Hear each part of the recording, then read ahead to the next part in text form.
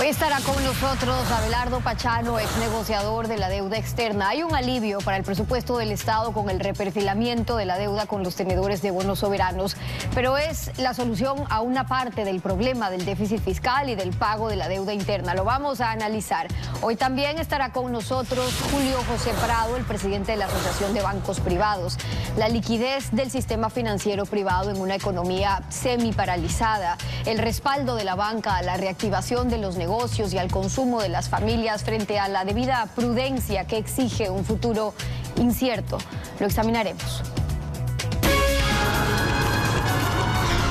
La actualidad, los protagonistas, el análisis y la información en Contacto Directo.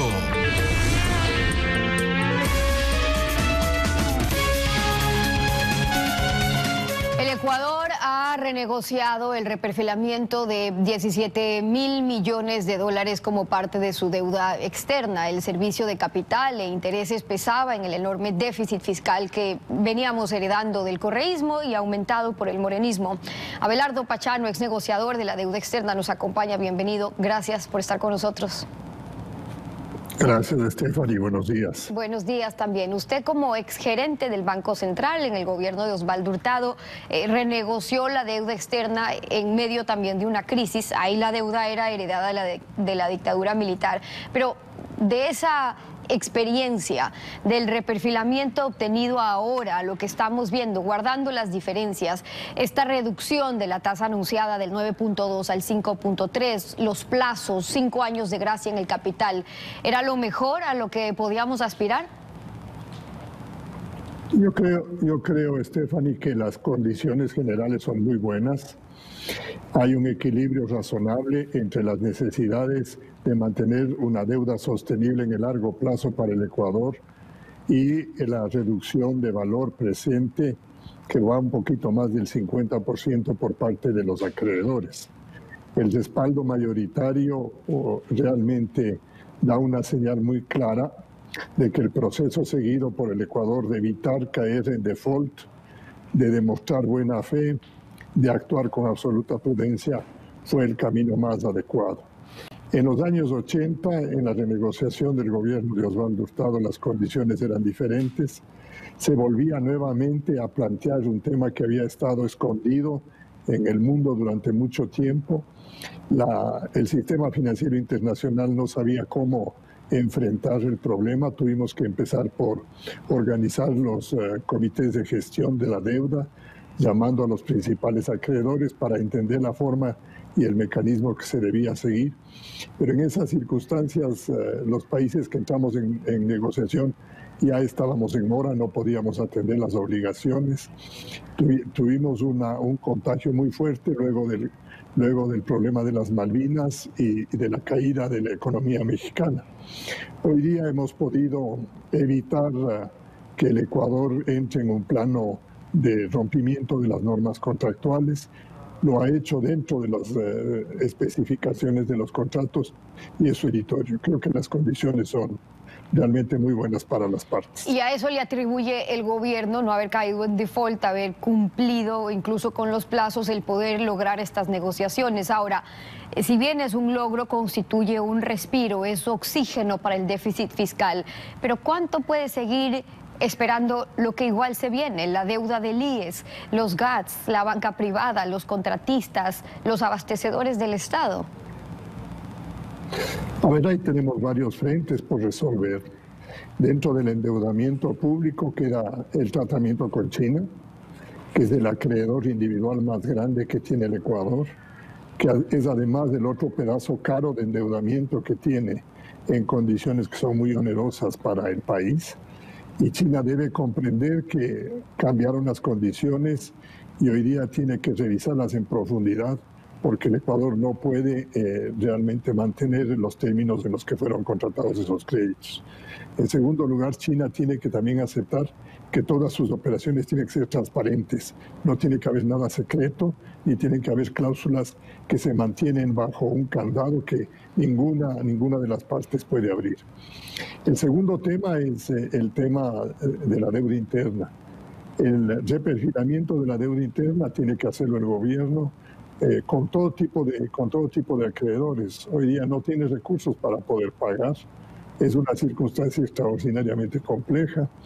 Al déficit inicial que tenía en comienzos de este año, un poco más del 3%, se han añadido todas las obligaciones derivadas de la caída del precio del petróleo, de la reducción de tributos, de los gastos adicionales por la pandemia, de tal manera que hoy día uno puede decir que si terminamos con un déficit del 8 al 9% del Producto Interno Bruto, habremos conseguido un gran avance en la solución de la gravedad del problema. Pero en términos generales, viniendo de una crisis como la que ya teníamos y además agravada por la pandemia, decía, en términos simples incluso, si hay menos recursos, si uno gana menos, tiene que gastar menos.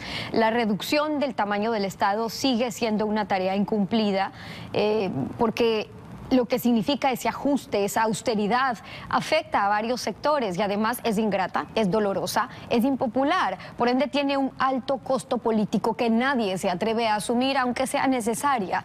En lo que queda de vida al actual gobierno y la nueva del gobierno que esté por llegar en 6 meses, ¿será el momento oportuno de actuar, de no seguir pateando para adelante la solución? Yo creo que esa es una roca durísima que tenemos que romperla. El tamaño del Estado es absolutamente inapropiado, inconveniente, inaguantable para la economía ecuatoriana, para todos nosotros, y por lo tanto esa tarea, como bien lo dice usted, Stephanie, es una tarea pendiente. Hay que seguir trabajando sobre ese tema. El gobierno no puede desmañarse en esa línea. Algo avanzado, sí. Sí hay algunos avances. ¿Son insuficientes? Sí, son insuficientes los avances. No nos dan la tranquilidad ni el espacio para poder manejar con orden todavía las finanzas públicas. Hay muchísimo por hacer. Hay que desmantelar todo ese conjunto de empresas públicas que son ineficientes, que únicamente absorben recursos del Estado. Hay que revisar toda la política tributaria para que sea mucho más limpia, más transparente, más clara, que dé un incentivo a la inversión y podamos con ello mejorar el empleo.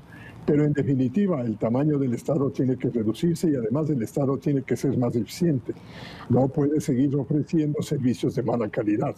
Ahora, ¿podría haber un consenso en cuanto a que habría la necesidad de reducir los gastos y el tamaño del Estado? Las diferencias están ahora en cómo, y hago esa pregunta justamente por los tiempos que restan ya para este gobierno y el reto que tendría el que se viene si realmente quieren tomar esa decisión impopular. Y sobre eso, pues, han tenido planteamientos de si es necesario reducir hasta en un 40% la masa salarial, otros sectores que le dicen esto tiene que ser gradual porque si no sería un perjuicio gigantesco incluso en el empleo. Es decir, en el cómo es donde finalmente hay que ahondar el análisis hoy por hoy, porque ya hay consensos en que es necesario esa reducción. Y luego, si es que hay margen, si es que realmente, a diferencia de cómo insiste el gobierno, ya son los sectores sensibles donde no se puede reducir, todavía hay dónde y por ende hay que discutir en el cómo. Usted mencionó en la pregunta anterior las angustias de los GATS o de los municipios y consejos provinciales, el problema de las universidades, en general el problema de un conjunto de entidades descentralizadas que están requiriendo que se les mantengan las rentas tradicionales que provenían del presupuesto del Estado, y eso no hay cómo hacerlo. Incluso las bases de cálculo se han modificado y obviamente las restricciones de transferencias a esas instituciones tienen que modificarse. El Ecuador tiene que estar consciente que su renta interna ha bajado y que todos tenemos que reducir nuestros ingresos. El sector público no puede ser la excepción. El sector privado viene haciendo un trabajo intenso, ha reducido, y uno ve el número de afiliados al IES, casi 300.000 afiliados menos, quiere decir 300.000 personas y 300.000 familias que no tienen ingresos del sector privado. Y se dice, la OIT lo anuncia, que el Ecuador podría llegar a tener 850.000 personas despedidas este año, lo cual sería una cifra tremendamente mala, socialmente muy dura. Y el sector público tiene que también hacer lo mismo. Por lo tanto, cuando nosotros propusimos una reducción del 20% de todos los salarios del sector público, no estábamos descaminados. 20% de los salarios quiere decir 2.000 millones de dólares menos de gasto en remuneraciones públicas, pero tiene que hacérselo en proporción para todos, absolutamente para todos. Claro, la pandemia de alguna manera nos coloca en una situación incómoda frente a todas las instituciones que la están haciendo frente, especialmente la salud o la defensa o la policía. Pero a ellos también, una vez pasado esto, hay que revisarles las remuneraciones. Es imposible sostener 700.000 personas en el sector público con las remuneraciones actuales. Y si no se quieren bajar los sueldos, tiene que despedirse la gente. Es doloroso, pero es inevitable. El dilema está absolutamente claro ahí. El tamaño del Estado tiene que reducirse y eso significa o bajamos todas las remuneraciones en el sector público de manera proporcional y solidaria a todos, o simplemente tiene que despedirse gente. El otro punto al que usted hacía referencia, y de hecho como primordial, es justamente la negociación y lo que nos queda para negociar con China. Y ahí está la venta anticipada del petróleo de años futuros, de los próximos gobiernos, que es precisamente una de las modalidades que implementó el anterior gobierno, lo sigue haciendo el actual, para seguir aplazando, pateando, decíamos, los problemas para adelante, como nos está pasando hoy, cruzados de brazos con el petróleo, porque está comprometido con China, sin que se conozca en qué condiciones exactas se dieron muchos de los contratos. De hecho, con la posibilidad de que no se pueda ni siquiera prepagar para buscar mejores condiciones. ¿Es solución ahora decir que hay que aumentar la producción de petróleo y mantener la fórmula de precios que permite esta doble reventa que estamos viendo? ¿O hay que buscar la manera de vender directamente con concurso a refinerías de Texas, de California, por ejemplo? A ver, yo creo que hay que aclarar varias cosas, Stephanie. El nivel de endeudamiento público llegó a tal punto que la producción petrolera futura ya está comprometida, sea por contratos vinculados o sea porque no existe ninguna vinculación, pero la obligación de utilizar esos recursos o parte de esos recursos para pagar la deuda externa ya existe. Ahora, la figura de hacer ventas por contratos a largo plazo es la mejor figura para estabilizar los recursos fiscales. Con ventas de spots o ocasionales, uno puede obtener temporalmente buenas cotizaciones, pero cuando el mercado se deprime, realmente las circunstancias se vuelven tremendamente contrarias al interés nacional.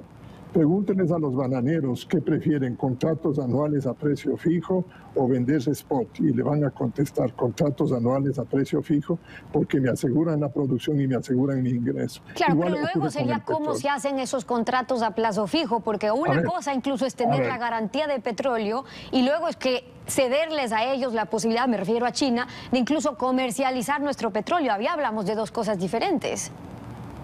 Así es, y a eso me iba a referir. En el gobierno anterior todo ese proceso fue secreto y hasta ahora no podemos saber las cláusulas de compromiso que hacen tan secreto eso y que seguramente afecta muchísimo al interés ecuatoriano. Por lo tanto, cualquier contrato que se haga a futuro con China tiene que ser transparente y tiene que estar en las mismas condiciones de mercado.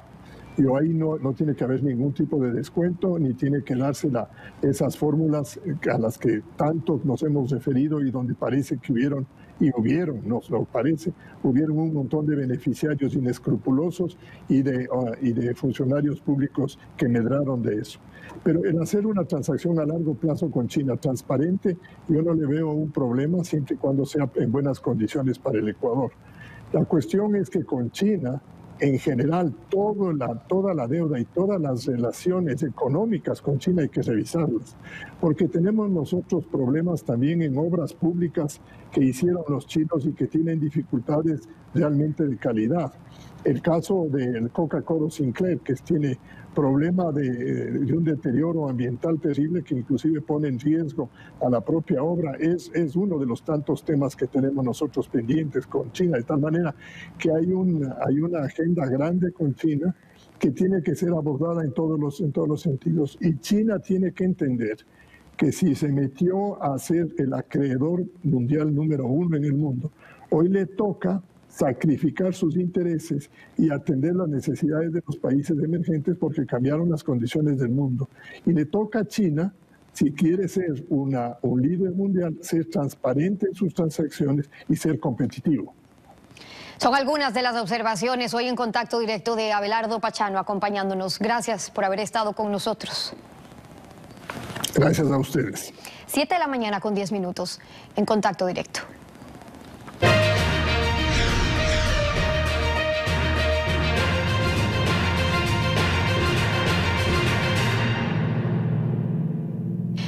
El ministro de Energía y Recursos Naturales No Renovables, René Ortiz, aseguraba que Petroecuador aún no define de qué forma cederá a Petrochina la comercialización de 50 barriles de crudo para garantizar un préstamo por 1.400 millones de dólares. Escuchemos al ministro. Hay varios informes, no es uno solo, varios informes. Esto quiere decir que no hay contrato, no hay perjuicio, no hay nada. Todavía están en pleno proceso de análisis. Todo esto es un proceso. Un proceso significa seguir alcanzando, logrando, buscando información, más información, hasta que verdaderamente se sientan los que están haciendo el informe, se sientan con la seguridad de que lo que están informando es lo correcto. ¿Qué tal, Alfredo? Buenos días. ¿Cómo te va? Buen día, Steffi. Buenos días a todos. Ministro da a conocer que en crédito chino con garantía petrolera, aún Petroecuador no decide, pese a que Finanzas anunció en mayo 29 el nuevo préstamo y en junio 23 el presidente dictó decreto ejecutivo 1075 que dispone trámite especial en empresas públicas a solicitud del Ministerio de Finanzas como ente rector de las finanzas públicas. Problema radica en que el gobierno puede dar garantía petrolera, pero Petroecuador es penalmente responsable de operación lesiva al interés nacional. Y esto es la doble reventa, donde Petroecuador cede a Petrochina comercialización de crudo a intermediario y este revende a una de las refinerías de conversión profunda de Texas o California que tradicionalmente compran crudo ecuatoriano y que China afirma en el contrato que es el destino final del petróleo. Lo procedente sería que Petroecuador venda mediante concurso a una de las refinerías de Texas o California que acredite el valor de la venta a una cuenta del Banco de China y se elimine el margen de 3 o más dólares por barril que se traga la doble reventa correísta. En pocos minutos estaremos hablando de la liquidez del sistema financiero con una economía paralizada y como pulmón también de la recuperación económica con Julio José Prado, el presidente de la Asociación de Bancos Privados del Ecuador. No se vaya, ya regresamos con eso.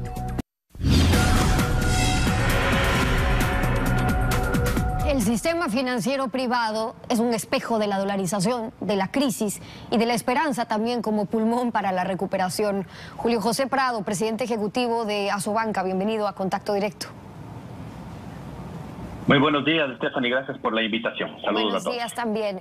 Más de 2 millones de operaciones han sido diferidas durante la pandemia. ¿Y eso cuánto dinero representa? ¿Qué nos dice esto del PIB, de la dolarización? Sí, Stephanie, tenemos una de las crisis más complicadas de la historia que hemos tenido en el Ecuador, posiblemente una caída durante este año de alrededor del menos 10% del PIB.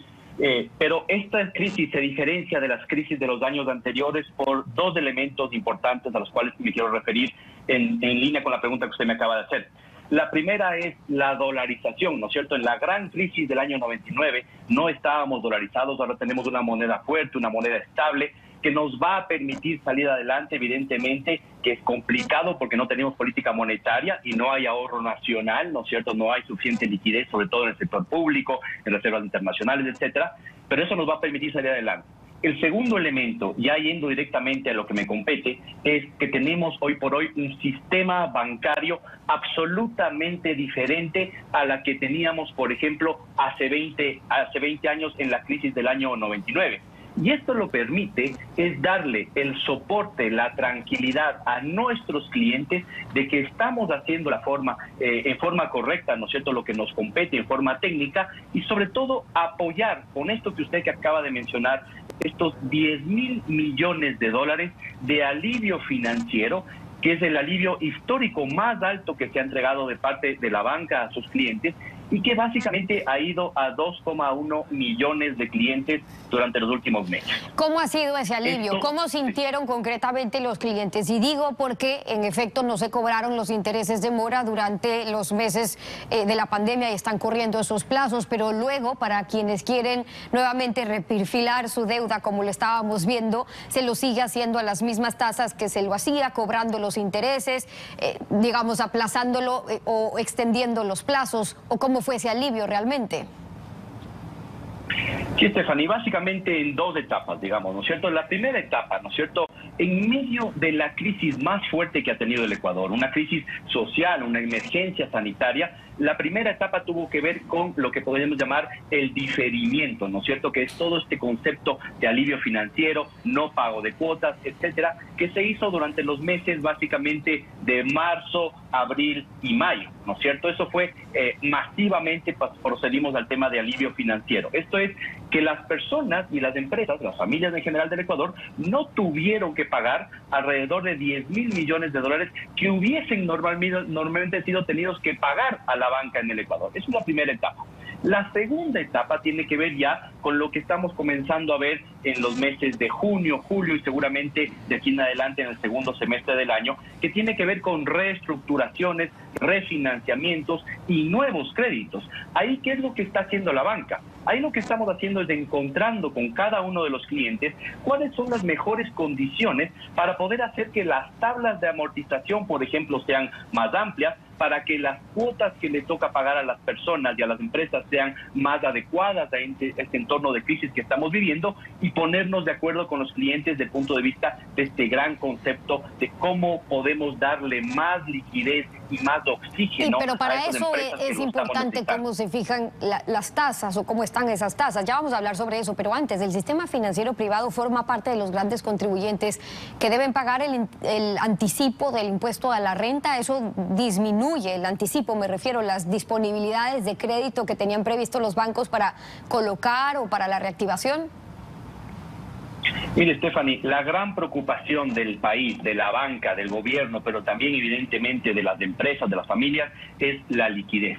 Cualquier elemento que vaya a retirar liquidez del mercado, ¿no es cierto?, va a terminar afectando a las empresas, a la banca y a la cadena de pagos de lo que estamos viendo. Por eso es que lo que nosotros creemos es que lo más adecuado, lo más sensato es inyectar liquidez, ya sea de organismos multilaterales, ya sea de parte del gobierno directamente o directamente desde el sector privado, en el caso de la banca en lo que corresponde, ¿no es cierto? Eso es lo que tenemos que ir haciendo, porque básicamente lo que estamos sintiendo hoy por hoy en términos de créditos es que sí estamos tratando de ofertar crédito del lado de la banca. Dicho de paso, en el mes de junio, que es el último dato que tenemos en términos de concesiones de nuevos créditos, ¿no es cierto?, los nuevos créditos han subido a 2.100 millones de dólares, que son más de 480.000 operaciones de crédito que se hicieron solamente en el mes de junio.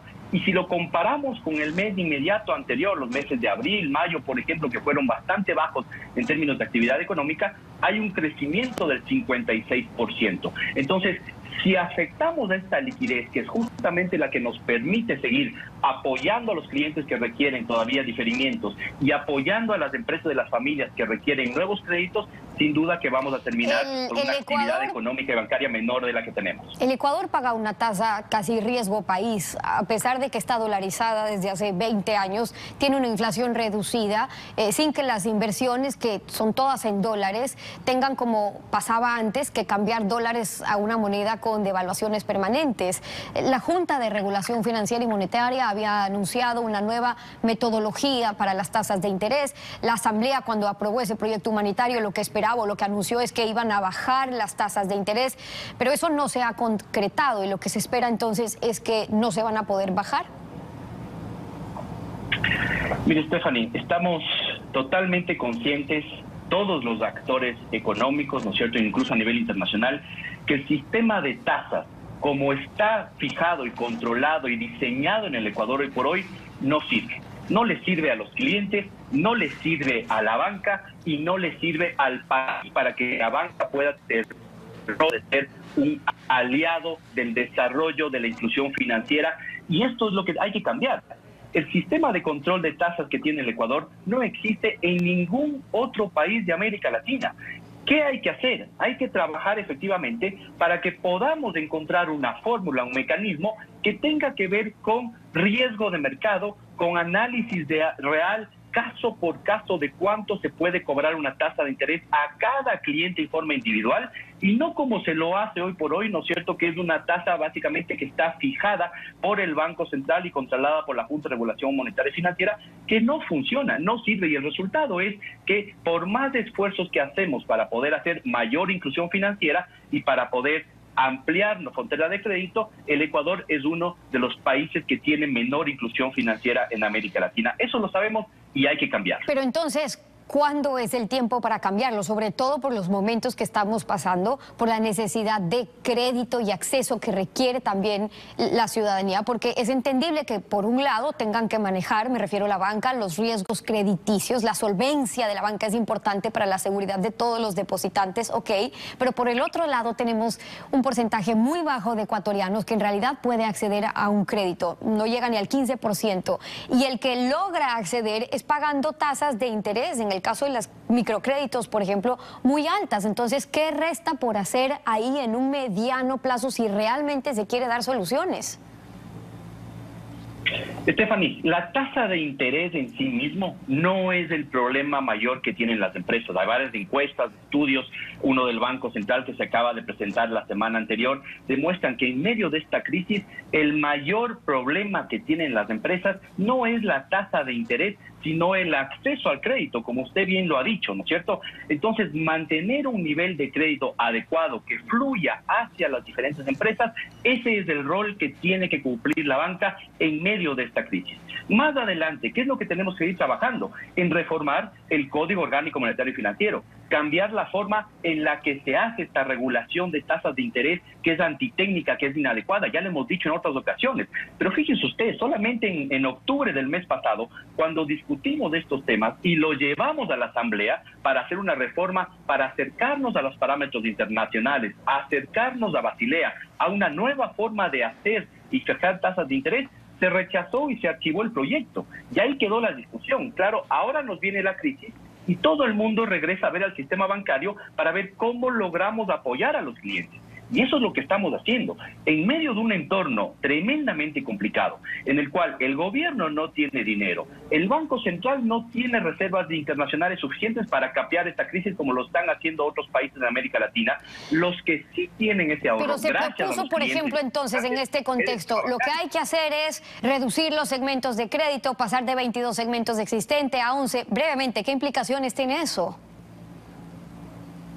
Mire, reducir los segmentos de crédito lo que va a permitir es facilitar básicamente, ¿no es cierto?, la entrega de crédito a los sectores. Pero lo más importante que necesitamos en este momento, Stephanie, para poder seguir apoyando a nuestros clientes es que podamos conseguir liquidez internacional, que los depósitos se mantengan estables y que toda esa liquidez que estamos tratando de conseguir y estabilizar en el mercado la podamos canalizar básicamente hacia el resto de sectores productivos que lo están necesitando. Este es un trabajo tremendamente amplio en medio de un entorno muy riesgoso, pero la banca ecuatoriana siguientes en todo lo que corresponde en un entorno complicado, solvencia, técnica y estabilidad. Y la idea sería que esa inyección de liquidez internacional se vea traducida en los beneficios justamente para los usuarios de la banca. Julio José Prado acompañándonos hoy en Contacto Directo. Gracias por haber estado con nosotros. Pausa y ya volvemos. No se vayan. De la mañana hasta aquí las entrevistas. Empieza ahora Televistazo en la comunidad con las noticias más destacadas.